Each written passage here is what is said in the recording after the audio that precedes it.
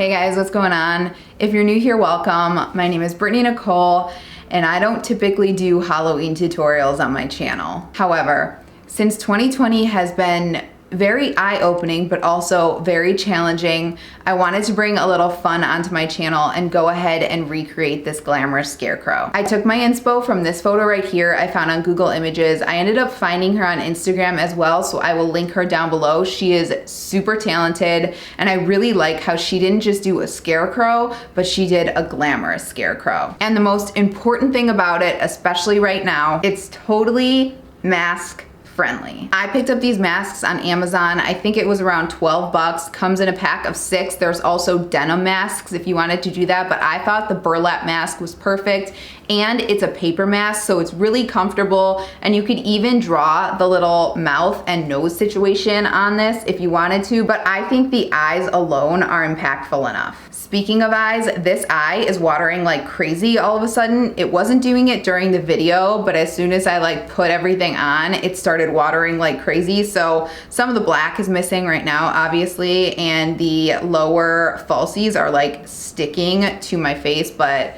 you know what? I have allergies. So I also wanted to create something using mostly items I had at home. Again, with the craziness of 2020, the last thing we need to do is go around spending hundreds and hundreds of dollars on outfits. So most of this I had at home. The shirt and the overall dress are from Target. I had this lying around. I have this in like my wrapping paper area. It's just some burlap ribbon. I tied it around my neck. I tied it around my wrists, and I also tied it around this hat. This hat is from Amazon. It's like 10 bucks, super affordable. And then I had this little sunflower lying around my house. All the shadow I'm using is from the James Charles palette. It's mainly just an orange, a little bit of a deeper orange, and then some black, and then some basic black liner. It really doesn't get easier than this, and that's why I really like this look. I have a really hard time with Halloween makeup when I'm trying to do something I'm not familiar with, when I try to do a skull or try to do something really gory. So doing something like this where it's still glamorous was super fun for me and super easy. So if you are interested in seeing how I got this look, go ahead and keep watching. So to get started, I'm gonna go ahead and do my foundation, concealer, bronzer, and brows as I would on a daily basis. Then I'm grabbing 518 from the James Charles palette, and I'm gonna pack that all over the lid and really smoke out the edges so it fades into nothing. I'm also going to really focus on smoking that out on the lower lash line because we're going to go in with a lot of black liner and shadow. So you really want to make sure the orange still shows through. Popping back into the James Charles palette, I'm going to grab a slightly darker shade called Rusted.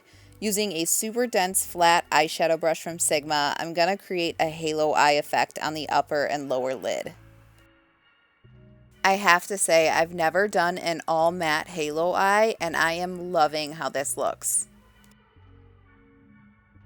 Then I'm going to grab a super smudgy black liner. This one is from Maybelline, and I'm going to tightline the eyes.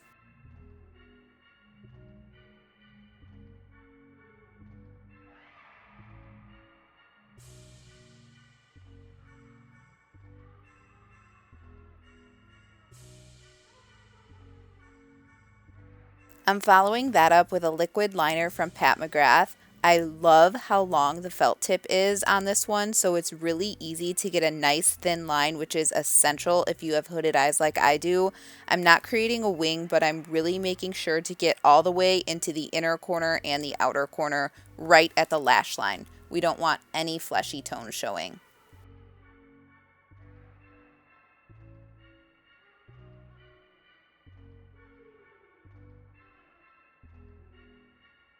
And then I'm just darkening, softening, and completely mattifying the liquid liner with Spooky, which is just the matte black shadow in the James Charles palette.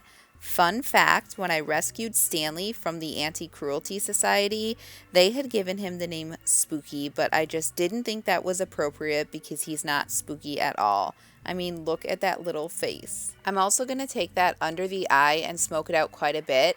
My biggest tip is to hold a mirror way above your head so you're looking up and your eyelashes get out of the way. That way you can completely blacken the area so there's no fleshy tone showing. I don't know why I keep saying fleshy tones. That makes me want to throw up.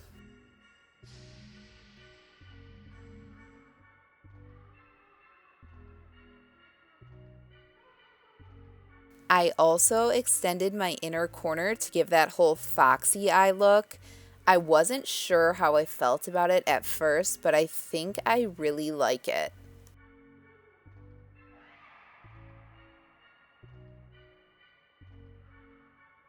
Then I'm going to go ahead and add a little bit of mascara. This one is from Essence, but anything dark black will work.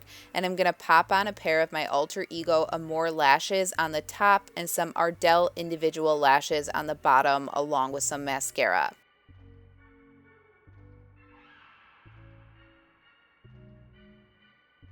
I realized after I finished doing this that I should have flipped the individual lashes the other way, but hey, you live and you learn.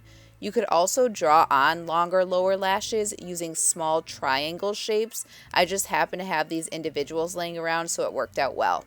I'm so sorry my mirror keeps getting in the way here. It's super hard to do detail work and also capture it on camera, but hopefully you get the idea.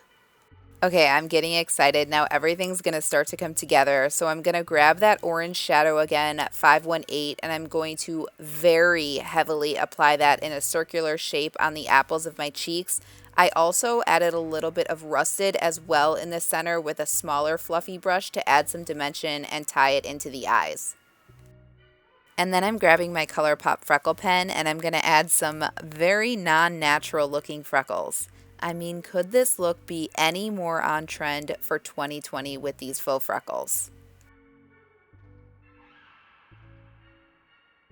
So now I'm grabbing my Sigma gel liner in Wicked and my E11 brush, the best precision liner brush in the world. You can quote me on that. And I'm going to draw on my mouth. I like this better than liquid liner because I feel like I have more control. I'm just following my lower lip line and I'm turning my head slightly so the brush goes up and out as I turn. I'm also releasing pressure as I get farther out so it gets a little bit thinner. Honestly, you have to just go for it here. The best part about doing a scarecrow look is it does not have to be perfect. I'm also outlining my lower lip and I'm going to fill that in with a larger brush to make things easier. I'm also extending the outer corner of the mouth in a small triangle shape and adding just a little bit of liner in the very center of the top lip. I feel like this really tied the lips together and it also helps with transfer. If you don't do this step, you'll likely get black on your top lip at some point during the night or day. You could also fill in your top lip completely if you wanted to. I just didn't think it was very flattering on my lip shape, so I decided to go in with a nude lipstick from e.l.f. on the top lip instead. Okay, now it's time to add in our stitches. Again, I apologize. It's really hard to do detail work while trying to capture it on camera, and I'm a one-woman show here. If I wasn't filming, I would anchor my elbow to the table and my pinky on my chin for stability as well. I think it looks cool to vary the sizes of the stitches as well, so I'm going from bigger in the center to smaller in the corners. I didn't have the guts to use my liquid liner here, but if you were more comfortable with that, I think that would be the way to go. Big tip, if you made any mistakes with the mouth line, go ahead and throw a stitch or two over that to hide it.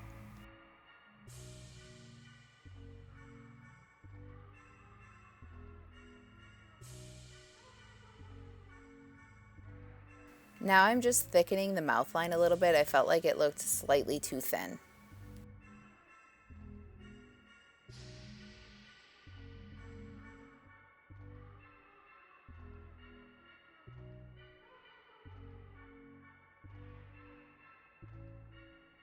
Alright, so for the nose patch, you're just going to want to draw on a triangle shape. Again, it's a lot easier when you anchor your arm to a table, so my nose patch gets a little bit wonky for a minute, but I end up hiding it pretty well when I go in at the end and deepen all the lines with the matte black shadow.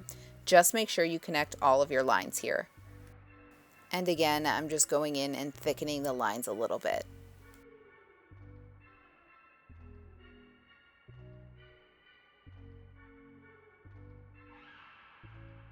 So now I'm going to fill everything in with the orange shadow 518 and a pointed pencil brush. I try to get as close as I possibly can to the black line without touching it.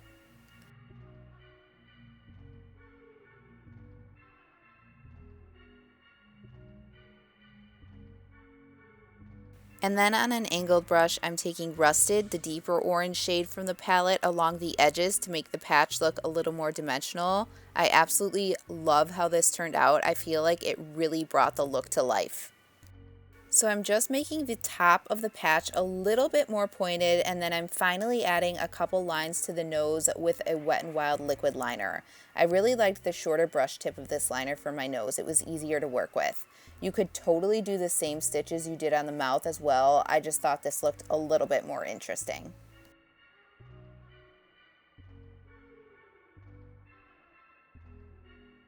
And then finally, I'm adding a little bit of black shadow, Spooky, from the James Charles palette to all of the black areas of the face to deepen, darken, and set. And that is it. I hope you enjoyed this super easy, super quick, glamorous scarecrow that you can probably do with things you already own, but of course I will list and link everything down below. Thank you so much for watching. As always, if you have any questions, let me know down below. Have a very safe Halloween, and I hope to see you in the next one.